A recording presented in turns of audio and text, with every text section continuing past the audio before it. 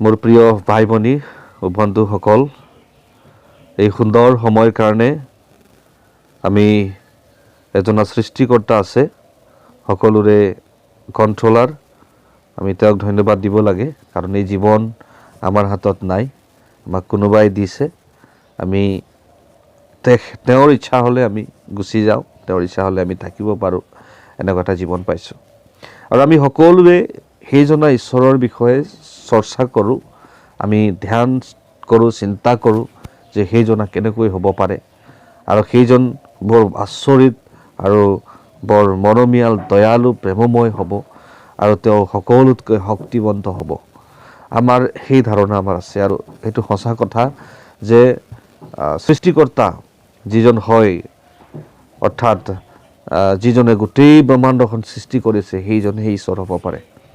আৰু তেওঁ সেই ব্ৰহ্মাণ্ডৰ সৃষ্টিৰ যোগেদি নিজকে প্ৰকাশ কৰিছে যে আমাৰ সকলোৰে সৃষ্টিৰ পিছত কোনোবা এজন ব্যক্তি আছে আৰু সেইজনে ঈশ্বৰ, সেইজনে সকলোতকৈ সৰ্বশক্তিমান, সেইজনে সকলোৰ মূল, যিটোক আমি কওঁ।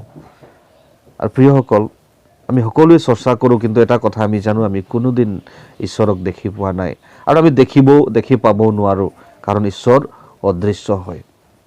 বহুতে ক'ব পাৰে ঈশ্বৰ নাই, বহুতে ক'ব পাৰে এইবিলাক কাহানী হয়, কিন্তু এটা কথা আমি মনত ৰাখিম, নিজৰ সৃষ্টিতে আপুনি আপোনাৰ উশাহ নিশাক দেখি পাইছেনে? কেতিয়াবা আপুনি আপোনাৰ প্ৰাণ আত্মাক আপুনি দেখি পাইছেনে?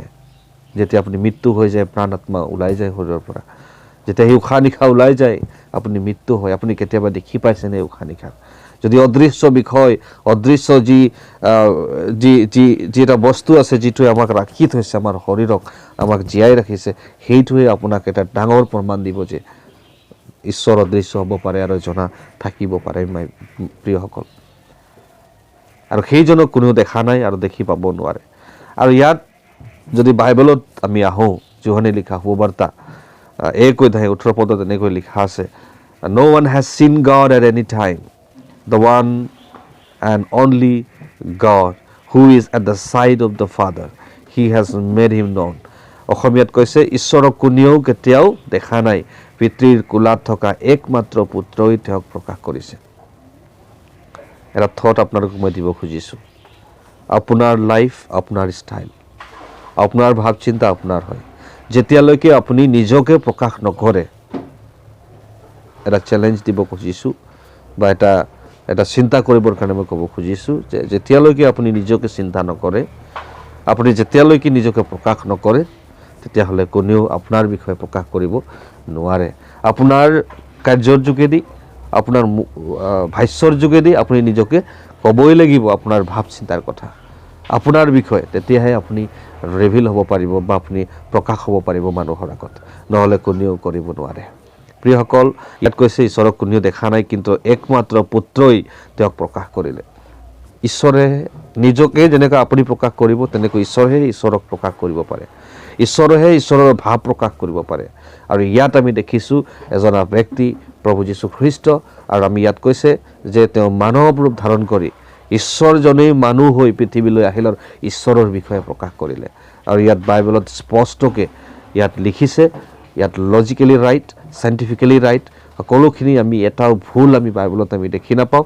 ইয়াত কণ্টেক্স আছে, ইয়াত প্ৰসংগ আছে লিখাৰ, হয়তো প্ৰসংগ বুজি নোপোৱাৰ কাৰণে হয়তো কেতিয়াবা ভুল বুলি আপোনালোকে ভাবিব পাৰে, কিন্তু ইয়াত প্ৰসংগ যেতিয়া বুজি পায়, সত্য বাক্য, লজিকেল ৰাইট, চাইণ্টিফিকেলি ৰাইট, সকলো ফালৰ পৰা হিষ্ট্ৰিকেলি ৰাইট ঈশ্বৰৰ বাক্য হয়। প্ৰিয়সকল, সেইকাৰণে আহক আমি ঈশ্বৰৰ বিষয়ে যি ধাৰণা আমাৰ আছে, আমি আৰু অধিক চৰ্চা কৰোঁ, আৰু অধিক জানিব খোজো হওক। এটা কথা কিন্তু মনত ৰাখিম যে আমি ঈশ্বৰেহে দেখাই দিব পাৰে, আৰু ইয়াত সেইজনা দেখাই দিছে, সেইজনা হৈছে প্ৰভু যীশু খ্ৰীষ্ট। যদি ঈশ্বৰক জানিব বিচাৰে, যদি সেইজনা প্ৰকৃত ঈশ্বৰ, যিজনে সৃষ্টিকৰ্তা হয়, সেইজনক যদি জানিব বিচাৰে, আপুনি যীশুৰ কাষলৈ আহিব লাগিব।